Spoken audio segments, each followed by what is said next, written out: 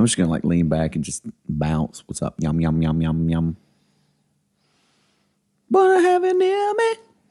Is that a slinky? Yeah, Did you have a slinky when you were a kid? dude. Come on, really? Well, I didn't know how old slinkies were. Or really, I didn't know how old you What the were. hell is that supposed to be? No, I mean, I just Slinkies didn't are realize like how long have slinkies been around? Prehistoric. So, do we need to address the elephant Check in the it. room? The big elephant in the room. Hoss, do I look yellow to you? Jamey, you are Look at yellow. my shirt. You're very jaundiced. Is that weird? Do I need to take my shirt off? Please don't. Oh, I have a shirt underneath. Oh, in that case. I felt like I'm now in business mode that I needed to. Oh gosh, that's such a good song. I love some Chicago and Peter Cetera. So I'm almost there. It's like a knight in shining armor from a long time ago. Boo, boo, boo. Just the time I see the day. Getting through, I got so far away. Wow, that was... Dude, that was just I did it all for love just then. This is my challenge today. So when you have little kids, you have toys like this. They get tangled. You should have seen this before I worked on it. Is that why your morning's been so stressful? It's because of a slinky right there. Slinky. And I'm gonna take my glasses off here in a second. But no. I have a project I had to, work on, and the working meant literally working. So sometimes I still pick up a tool here and there, Or a toy. shovel, or a toy. This is a lot of work. I'm just hoping that I'm making progress, or am I just slinking around? Yeah. What's up, buddy? Not much, man. Hey, last time we left off, we had a little after podcast dialogue, and you asked two specific questions. It was like, how do you start something, and then how do you price that something once you start it? Do you remember exactly the exact phrase? Well, I guess like if you were going to start, like say you have an idea, okay?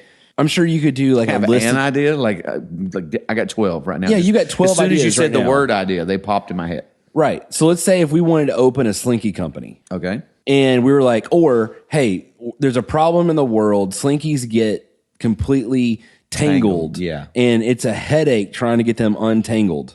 Yes, it is. So why don't we create a device or a company of people who are great at slinkies? And instead of you having to sit there and do it, you could just hand it off to some person who had this specialty, like would come into your office and untangle your slinky. Okay. So most businesses solve problems. You identify that. Right. That's what I was looking for. So I guess. Yeah, service. Okay. So how do we start? Look at this. Can I make the okay. Well, noise? now we don't need that business anymore. We just, No, this will save a lot of dads a lot of headache if we start that business. We But could the do point it- of it is there's a business. You want to start it. You have an idea. And the question is, start again? how do you start? Number one. And number two, how do you put together a business plan if you don't really know what your business plan is supposed to be? Okay, that's great. Those are both great questions. So how do I start? So let's say I come up with an idea about the Slinky Detangling Company, Yes. Inc., Acme, whatever you want to call it.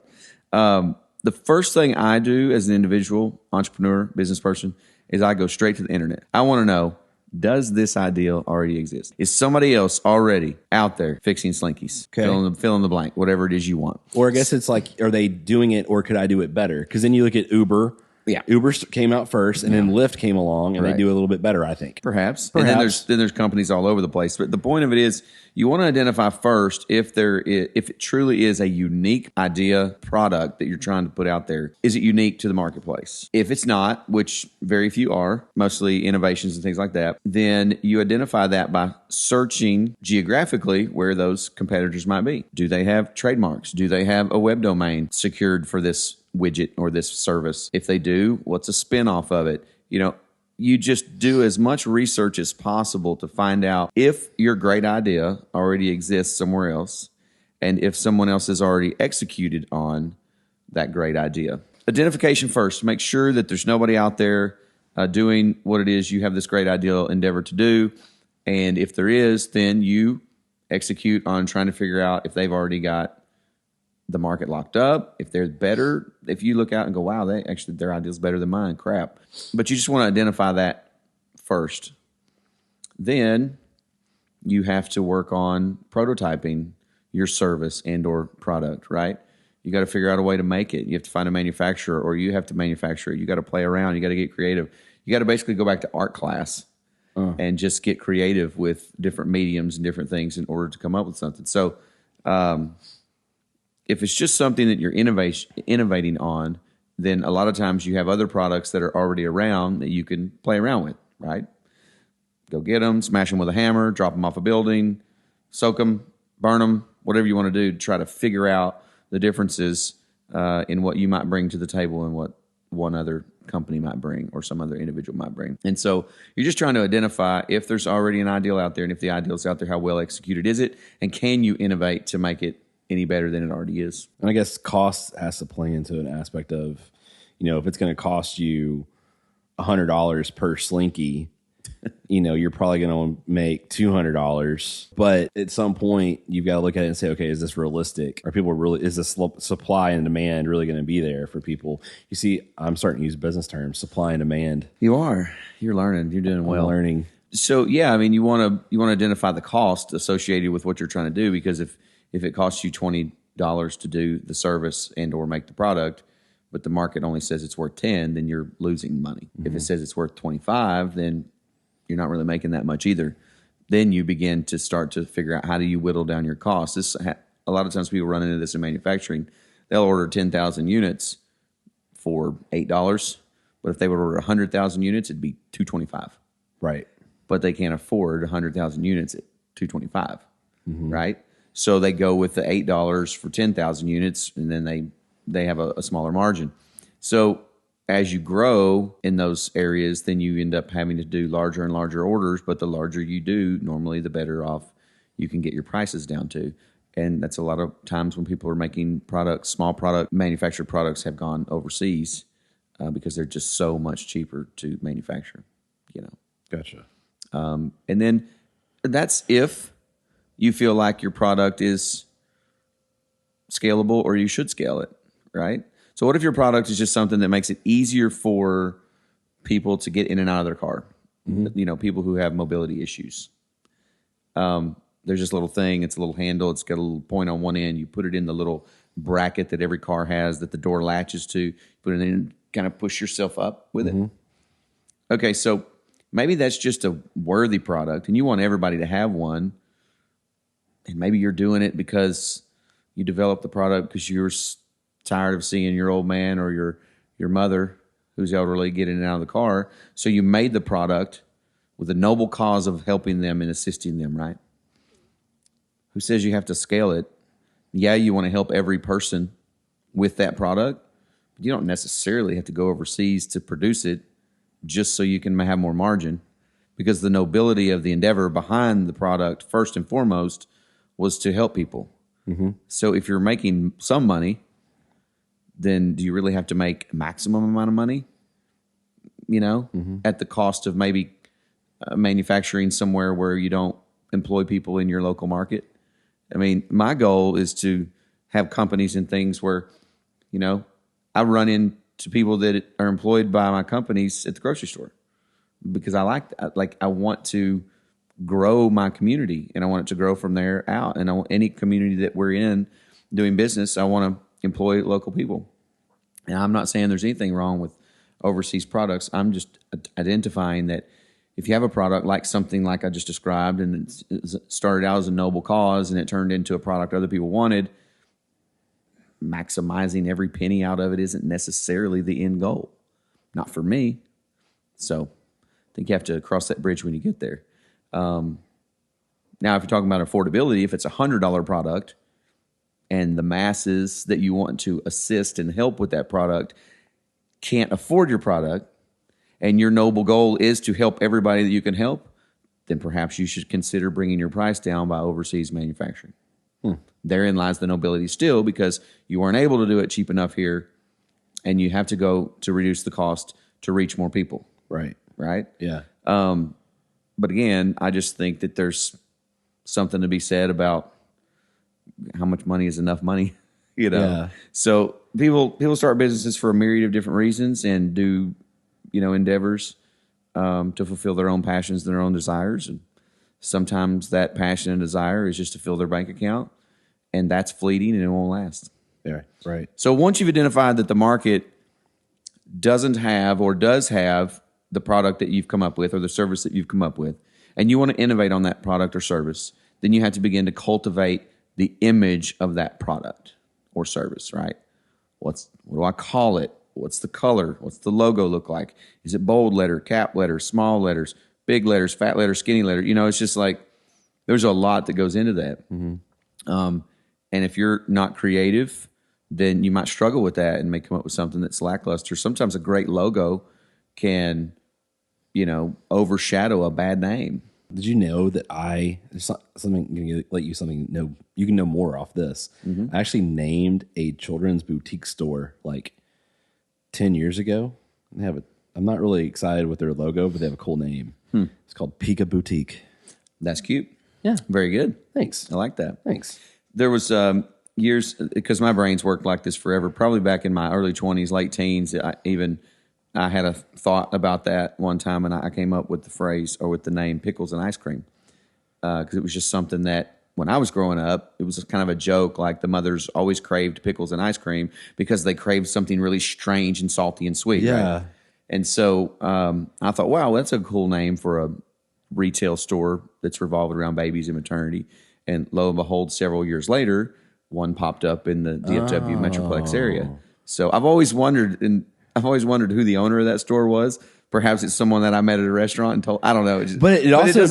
It doesn't really mean that they stole an idea. They had the exact same idea, which goes back to the thought you should get on the internet and search for it. Yeah. Because most likely I'd never met that person before, but I had spoken that out loud enough times, and they probably grew up in the same era I did, and so they thought the same thing. And so two people can have the exact same thought. But I guess that's one way to even look at it. Like right now, you look at food delivery services. Yeah. You have Waiter, you have Uber Eats, you have Faber, there's all kinds of those. But I guess if you have something with a similar idea, you might be able to specialize in a certain niche. Notice I didn't say niche. So I'm getting better at my words. So you'd have a certain niche like pickles and ice cream. You might tailor to pregnant women at 3 a.m. that have a craving, and rather than you as the soon to be father, rather than you having to go to Walmart, you can just call up your pickles and ice cream app, and boom, in 30 minutes you got pickles and ice cream. Yeah. Or whatever weird craving that you got to get picked up. Yeah. Same kind of thing with the company Favor. Yeah. They're a delivery service, but they're not just food. Right. They'll go get you whatever. I was supposed to do a commercial for them this week. Were you? Yeah. That's a really interesting company. I think they were born in Austin. I think so. And I've kind of read their story and seen some of their stuff. I don't know how well they're doing, but I love the ideal of go get me anything. Right. Like I need Tylenol and I can't get out of bed because I have a headache. Right. Boom. It's there, right? Yeah. That's awesome. I love that concept. And that's really, I think, where a lot of things are going in the future as people, I don't want to say people get more lazy, but people are valuing time more and more and more. And so they're like, $5 to bring my lunch? Yeah, because I can work and make an extra $30 on this deal or $10,000 on this deal. If I'm working a deal and I'm executing at my work, that guy bringing me my food for $5 is an extreme value because I'm in the moment, I'm executing. Or if I'm, let's say I'm a service company. Let's say I'm doing a lawn service and I forgot to bring my lunch. But in order for me to stop doing the lawns and drive across town and get some food, takes me an hour, waste fuel, et cetera, et cetera. I keep mowing the lawn. The dude brings it to me. I eat it while I'm mowing. Like it works at every economic level, but it's a very extremely affordable service or services that we're talking about. And people are going to begin to value that more and more and more. And I think some of those upfront services will probably go away, right? Because they will be first to the party, and they'll kind of go through all their growing pains, and then someone will come behind them and innovate. Yeah, and some of them will stay, some of them will stick around for the long haul, but perhaps some of those come along and innovate and on the idea, on the concept, and the old dogs don't want to change the model, don't want to twist and turn and ebb and flow with the market. They want to do their thing, and so that's what happens. A lot of those companies come up and take over. But yeah, so you start with the internet research. You start with looking out there to see what's out there, what you can innovate on, what you can do that's original and unique. And a lot of things are inventions. They're things that are innovated on, but they're inventions. So there may be patents that are out there. There may be trademarks out there you need to double check on. Those are things that I think you get into a little bit further down the road, especially if it's a service. Patents really don't come into play that much. If it's a product, a specific product that's made a specific way for a specific function, somebody probably has a patent on it, or some form of patent about a piece of your idea or your functionality. I go back to like the duck call, in the Robertson family. Right. And that is just unbelievable, what they've been able to do, build an empire around a little duck call. But all those things are viable. Again, you brought it up at the very beginning when you said, hey, you want to solve a problem, which is what business exists to do, right? And provide services, which is not really a problem so much as a service, but you could construe it as, I don't want to clean my house. It's a problem for me, so you have the house clean. It's a cleaning service, right? Kind of the same thing. But once you get to that point, you probably need to enlist some help, some legal help. Most states, it's fairly easy to set up an entity on your own. Some people are nervous about that, so you hire an attorney to set up an entity. If you just want to do a doing business as, or what we call a DBA, you can always just go down and file that at your local county. And that doesn't have to be a company. It's just how you're doing business. Sometimes people put a lot of emphasis on, have an 800 number, or have a awesome website, or all these residual things, to me, are supporting factors to your work ethic and your grind. If you're out there and you're setting up this business, this service, and you've got the fancy website, and you've got the social media tags, and you've got the phone numbers and all these things, but you're not executing, it's just lipstick on a pig, someone said years ago. Political candidate I won't name. Anyway, it's just you're not executing. You have to execute. You've got to work through the details. You've got to plan. You've got to budget. You have to do all the things that every company had to do that's successful to start out. And if you're not good at those things, then you need to hire to your weaknesses. And if you don't have any money to hire, then you need to trade labor for labor. Right. Do things for free. We were going to talk about that towards the end, I think, because you wanted to know at the beginning, you said something about how do you establish a price for the service or product that you just came up with, and we'll segue into that. But does all that make sense? I mean, you can put all the bells and whistles out there that you want with your fancy logo and a big bright sign and a nice website and a phone number, but if you don't execute, you're going to die on the vine. You've spent a bunch of money on nothing. Yeah. Really. I think that kind of goes with me right now with real estate. I launched my social platforms for that, but right now I don't need to focus on building that. I need to focus on getting my expertise and becoming an expert. Then that can ramp up even more. Yeah. More content will come out of that. For sure. And how do you become an expert?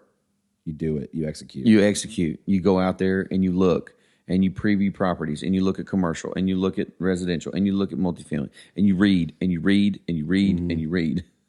And that's how you become an expert. And then you inquire, you mentor, you talk to other people that are in the industry, you build alliances, you build relationships. And that stuff is where you really begin to execute and begin to build your own brand and your own network and your own value, really, what you bring to the marketplace. If you don't know anything, you have zero value.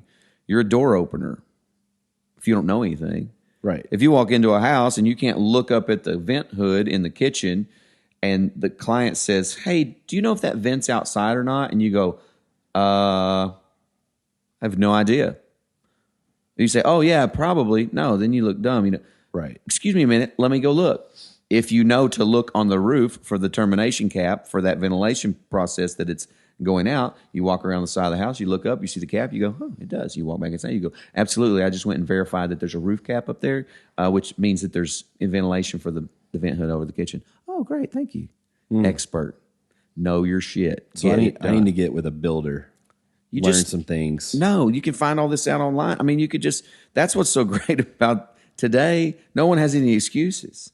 Yeah. Literally. I was having a conversation with we're going to segue real quick. Having a conversation the other day with one of my project managers. And I said, this is amazing, the day we live in. Because you and I had a question about how we needed to do X, Y, or Z. We're working on something small. And I said, you're in your 60s. You pulled out your iPhone. You went to YouTube. You pulled up a video on it. You watched it. And 15 minutes later, we were done. I said, isn't that amazing? And he was like, yeah, I love it. And I said, I know. It's great. And so if you're 13 watching YouTube and all you're watching is slime videos, you're wasting your time. It's cool. Have fun. Do your thing. But you can watch so many other videos on how to fill in the blank and become an expert on something. Now, is every video legit and bona fide? No. But if you watch 6 of them and they're all pretty much the same and the 7th one looks like it's way out in left field, well, then the 7th one's probably way out in left field and the 6th is the norm, right? Mm-hmm. And if you watch 6 and 5 of them do the same thing and the 6th one does something different, but he still gets the job done, now what do you see? You see there's 2 different ways to do the process. Mm-hmm. Or 3 or 10, and you just learn from that. Mm-hmm. So it's a really amazing time. So you need to work on your craft. You need to build that. How do you charge for your services? Well, obviously in real estate, and how do you price your product? In real estate, the market sets the tone for what you're going to charge, sets the standard. But as long as your broker agrees that you can go below that or above that, then you could. Right. So if you want to discount your services because you're new and you want to build rapport and you want to show what you can hustle and do, as if your broker will agree to that, then by all means, discount your services. You don't make as much money, but you prove yourself to the marketplace. Yeah. You might get 10 more deals as opposed to something else. I'm not recommending that. I'm just saying that's plausible, right? Well, it's like today, for example, I have a couple coming in from Maryland's. Right. And I'm going to drive them around all day looking for rental properties. And in real estate, you don't make a lot of money off rental properties. Yeah. But renters become buyers. So I am going to treat them as if they are buyers.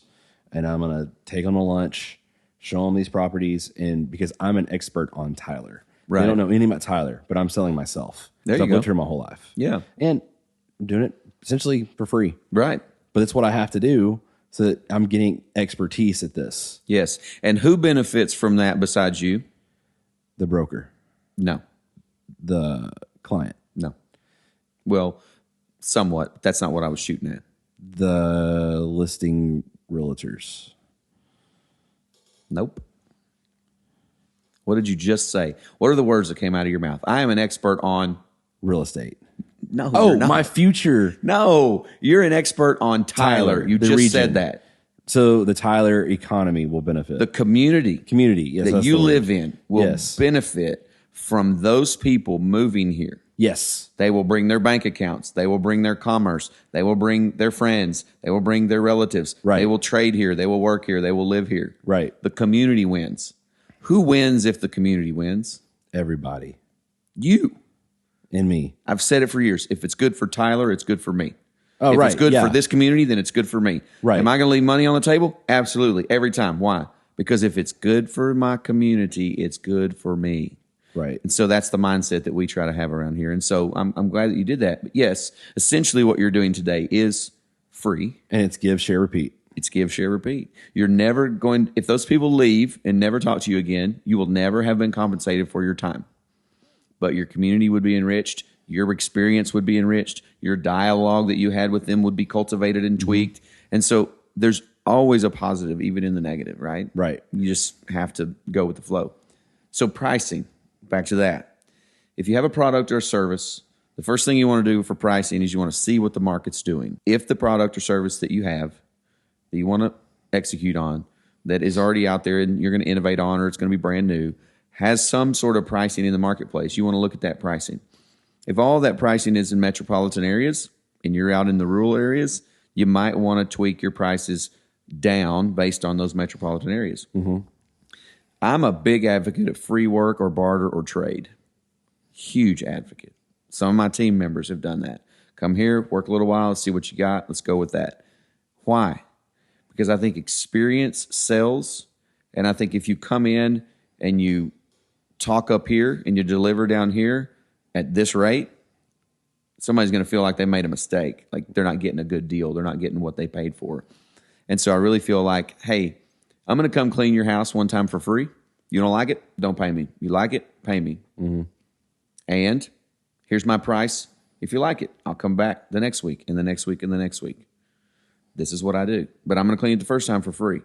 I'm not going to clean it 3 times for free. I'm going to do it once.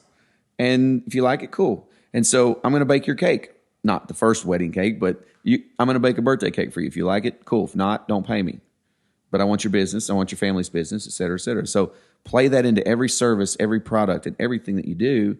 And it has value because people see that value, you know? Right. Culturally, they'll see it across different cultural lines. There's some cultures that we've dealt with in the past that always feel like you just give a little bit more. Like if you go get a dozen donuts, you get 13. Yeah. Or you get a bag of donut holes with that. Because culturally, the family that owns that business understands that giving just a little bit more means that I care about your business and I want to repeat. Right. And so those are some things to think about when you're pricing. But you really just start with researching the market and figuring out what it looks like. Nice. Yeah. That's good. I like it. It's fun. It's challenging. You know, we're working on some product launches here for next year. Some things that we're going through. Some of those are manufacturing. Some of those are food and beverage type stuff. Mm-hmm.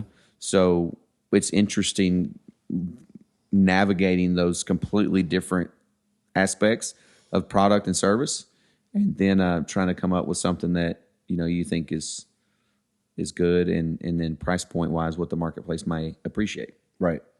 So, yeah, it's cool. I hope everybody out there goes and starts a business right now. Product, service, whatever it is, go do it. Yeah. Come try it out with us for free, and then if you're good, we'll pay you. That's right. We're all about executing. We're all about getting it done. Everything we talk about is hopefully motivational to those out there that aren't sure what's going on, afraid to launch. We want you to go. I want you to go. I want you to start.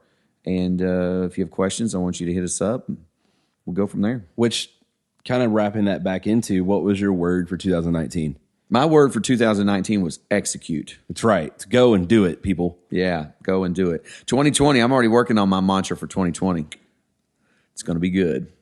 It's going to hurt. You know what? I want to say this now. I have, people go, I wish I'd lived in the roaring 20s. Well, in 2020, we're entering the soaring 20s. Wow. The soaring 20s. I like it, man. That's pretty cool. You heard it here first. You heard it here first. Possibly. Could already be out there. Somebody's probably already said it. Somebody's probably already said it. The end of this year, going into 2020, I've been waiting on this decade for my whole life almost. I don't know why, but I've been waiting on 2020. I'm ready, like I've never been ready for any kind of date.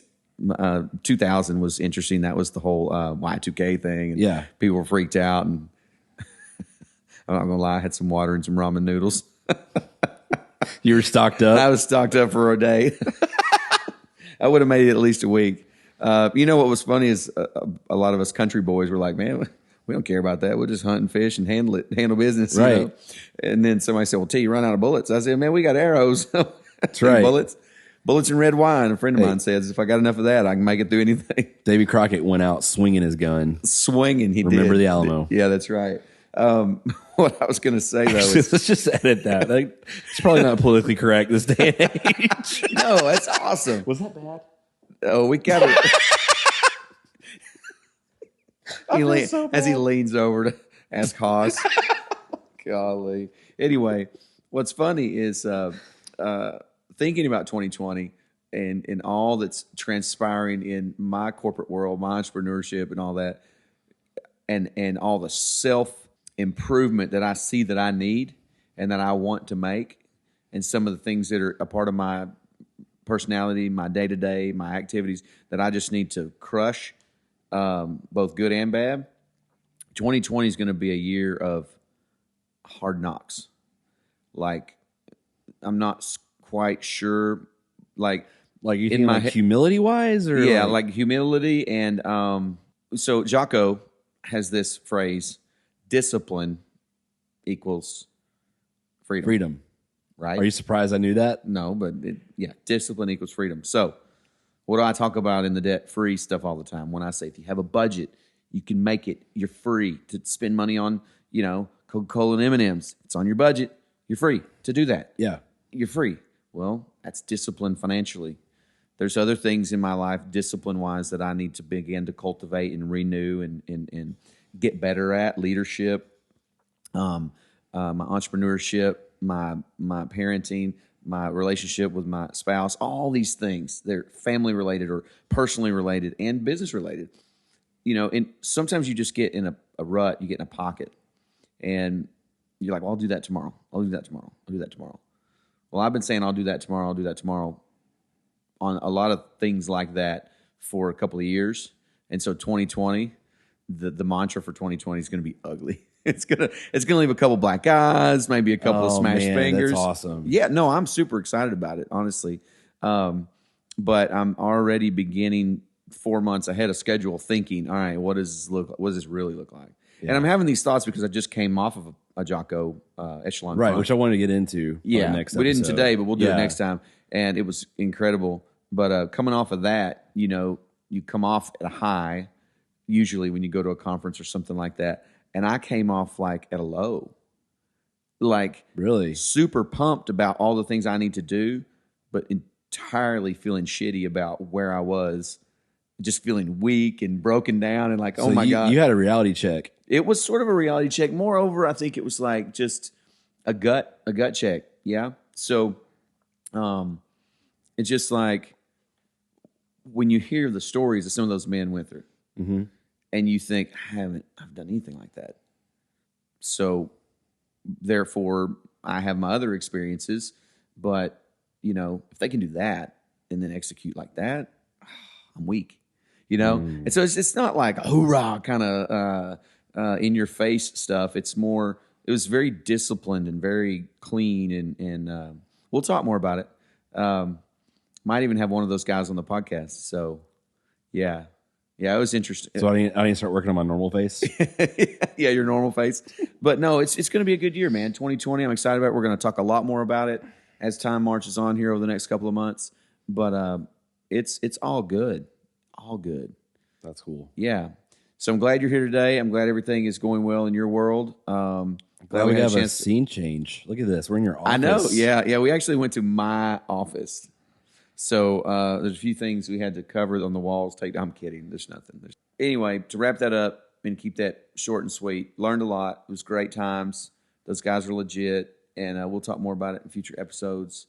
I think everybody's got a lot to learn, and nobody should ever be so prideful, so arrogant that they don't think that they have something to learn, and that they should always open themselves up, read, mentor, be mentored, and listen to your team and listen to those around you and try to grow. Don't get stuck on one thing, and don't get stuck in a rut.